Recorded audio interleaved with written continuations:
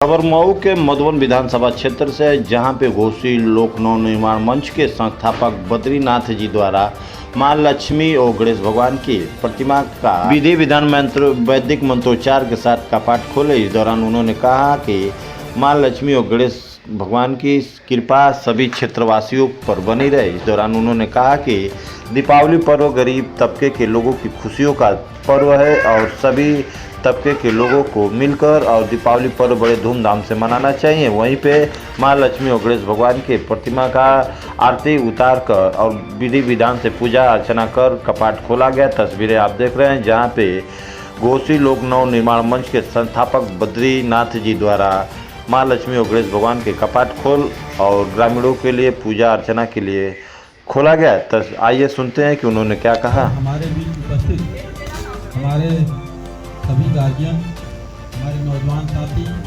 और सम्मानित हमारे अतिथिगण, आप सभी को भी मैं नमस्कार करता हूँ।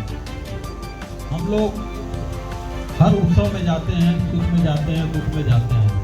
आप जब जहाँ बुलाते हैं हम स्वयं आते हैं। अगर हम नहीं हैं तो हमारे लोग जाते हैं। ऐसा कि क्यों हम लोग करते हैं? हमें अगर वोट लेना होता तो पार्टी से टिकट ले आते और आप लोग जहाँ वोट देते हैं वहीं दे देते और हम लोग भी जीत कर सदन में पहुँच जाते। लेकिन हमें तो जड़ से सुधार करना है।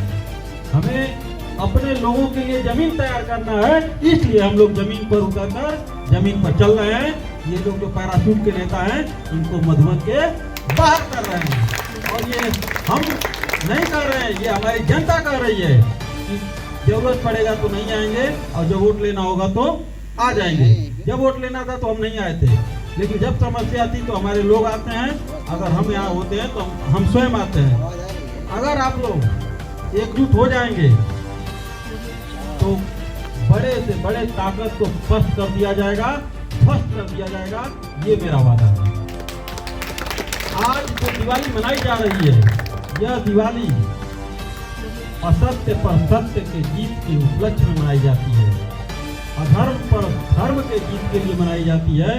रावण जैसे अन्यायी व्यक्ति के खिलाफ न्याय के विजय के बाद जब भगवान राम अयोध्या आए थे, उसके उत्सव के रूप में मनाया जाता है। तो आज ये विचार करने का समय है कि इतना बड़ा विजय कैसे प्राप्त किया गया। वहाँ पे दानवों की एक अलग सेना थी, उनका एक अलग गिरोह था, लेकिन भगवान श्री राम ने वानर, भालू और मानवों की सेना बनाकर उस अन्याय के खिलाफ युद्ध किया। तो क्या यहाँ पर भगवान